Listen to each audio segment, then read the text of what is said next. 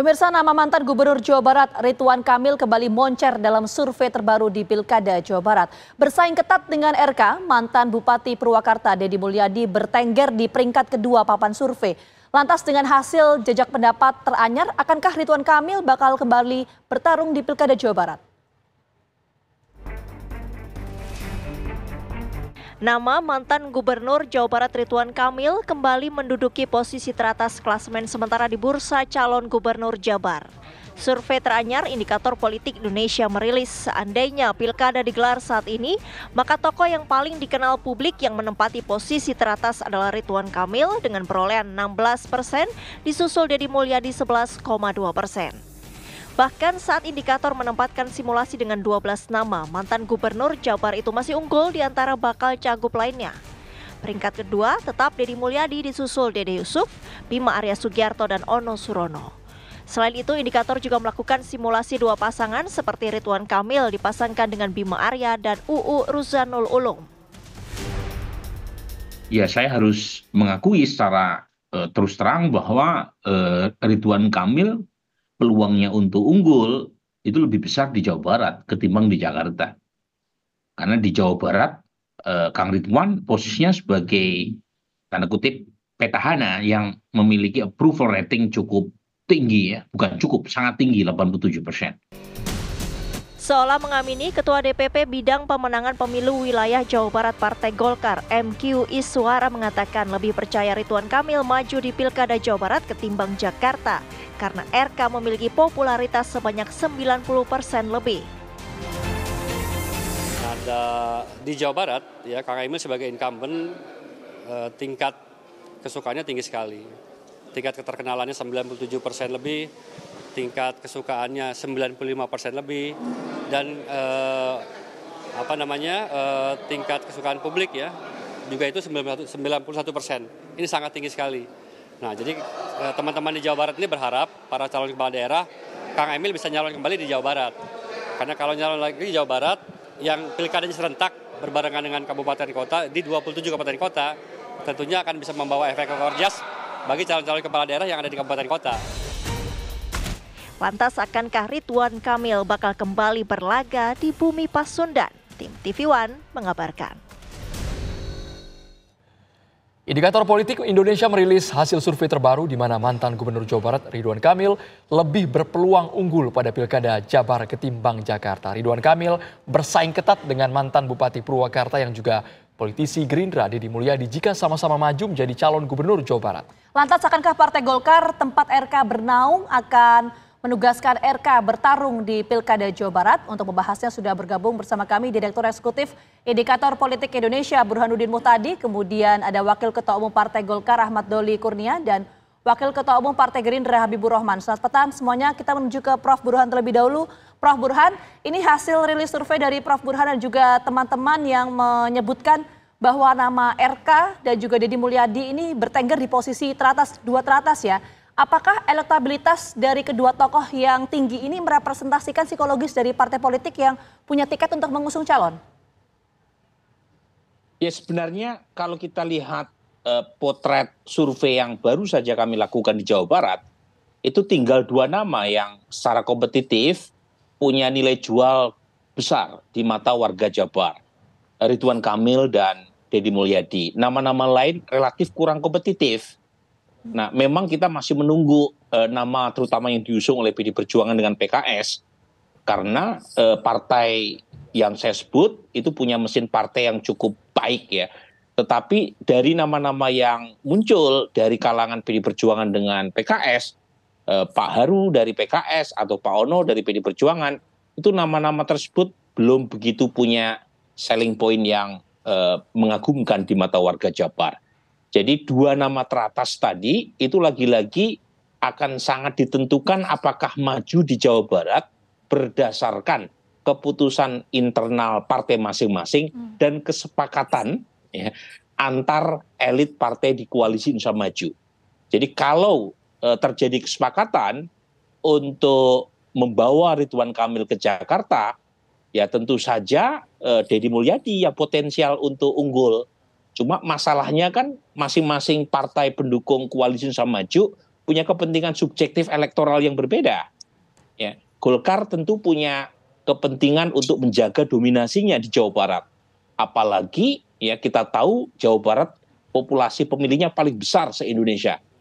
Nah, kalau misalnya Ridwan Kamil dibawa ke Jakarta, nah sangat mungkin yang memenangkan pertarungan adalah Deddy Mulyadi, meskipun beliau alumni Golkar, tapi sekarang sudah pindah ke Gerindra. Jadi tarik-menariknya menurut saya di tingkat elit, bukan di tingkat massa. Di tingkat massa per hari ini, clear warga Jabar menginginkan antara Ridwan Kamil atau Deddy Mulyadi. Tetapi di tingkat elit, sepertinya masih panjang. Ya, perundingan antar elit Partai Koalisi Indonesia Maju untuk memutuskan apakah ya Ridwan Kamil tetap di Jawa Barat ataukah ke Jakarta. Di tingkat elit yang masih alot, kita ke Bang Doli. Kalau sudah data yang berbicara dari indikator bahwa peringkat teratas Ridwan Kamil lebih menjual di Jawa Barat, lebih potensial ketimbang di Jakarta, kenapa sampai sekarang dari Golkar belum memutus, Bang Doli? Ya, justru itu kenapa akhir-akhir ini kami Partai Golkar lebih merekomendasikan, dan yang paling ideal itu Ridwan Kamil itu kita tetap calonkan di Jawa Barat, ya, dibandingkan di Jakarta. Walaupun kemarin kami memang sempat memberikan 2 surat tugas, ya, untuk Ridwan Kamil, karena waktu itu kami berasumsi di Jakarta itu semua pertandingan kompetisi pilgub itu kembali dari nol, tidak ada petahana. Karena waktu itu kan kita berasumsi bahwa saudara Anies Baswedan itu sudah jadi calon presiden. Rasa-rasanya sih kayaknya nggak mau turun kelas lagi, ya. Tetapi kan akhir-akhir ini kemudian saudara Anies mengambil keputusan ikut kembali dalam kompetisi di Jakarta. Nah, tentu itu membuat peluang Ridwan Kamil, ya, jauh lebih kecil kalau ditandingkan di Jakarta dibandingkan di Jawa Barat. Apalagi tadi kita melihat hasil survei yang baru dirilis oleh Prof. Burhan dengan indikatornya itu menunjukkan tidak pernah ada perubahan, ya, bahwa saudara Ridwan Kamil ini bukan hanya soal dilihat dari top of mind-nya, bukan hanya dilihat dari soal kesukaannya, kemudian kepopulerannya, tapi approval ratingnya itu sudah sampai hampir 90% juga. Jadi artinya bahwa masyarakat Jawa Barat itu memang masih mengharapkan Ridwan Kamil menjadi gubernur untuk periode yang kedua. Gitu. Nah, tetapi kami juga sekali lagi saya mengatakan bahwa kami ini adalah bagian dari Koalisi Indonesia Maju yang kami sudah sepakat, ya, dengan Pak Habibur Rahman dan kawan-kawan yang lain,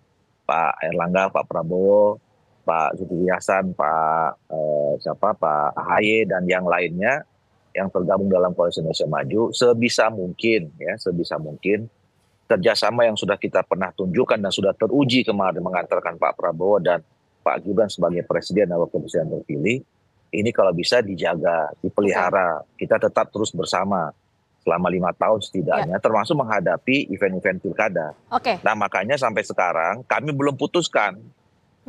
Dan Pak Erlangga menyampaikan kepada pimpinan partai politik, ya kita masih punya cukup waktu, ada 1,5 bulan lagi, ya,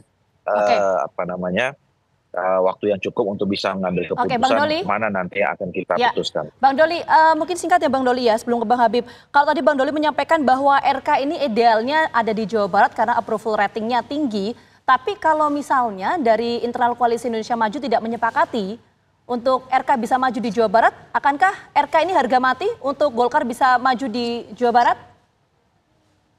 Ya, sementara ini kami punya pandangan seperti itu, ya. Tapi kami terus berusaha untuk bisa menjalin komunikasi, ya, dengan teman-teman di Koalisi Indonesia Maju. Nanti kita lihat kemungkinannya. Nah, bisa ada 2, ya, sekarang begini, yang paling penting itu buat partai politik dan juga buat Koalisi Indonesia Maju atau gabung partai politik ini menghadapi kompetisi seperti pilkada kan judul besarnya itu kan ingin menang, ya. Nah, kita sampai sekarang kenapa belum memutuskan? Karena kita ingin orang-orang yang kita rekomendasikan itu, orang-orang yang kita calonkan, tokoh-tokoh kita calonkan itu bisa dipastikan kemenangannya, gitu. Nah, oleh karena itu memang untuk memenangkan satu tokoh variabelnya banyak. Tapi yang variabel utama itu adalah ketokohan orang yang mau kita calonkan itu. Nah, itu yang sampai saat ini masih kita rundingkan. Kita berusaha keras untuk bisa bersama. Nah, kalau misalnya pada akhirnya pun masing-masing partai politik punya kalkulasi sendiri, punya tokoh-tokoh sendiri juga yang dianggap memang punya potensi untuk menang, ya memang tidak menutup kemungkinan kita akan jalan masing-masing. Ya, misalnya kemarin contohnya di Banten, ya dari awal kita udah sepakat semua Ibu Airin, tetapi kemudian dengan dinamika yang terjadi, teman-teman Gerindra memutuskan punya calon sendiri ketua DPD Gerindra di itu. Jadi saya kira kalau memang bisa bersama-sama akan lebih baik, lebih ideal.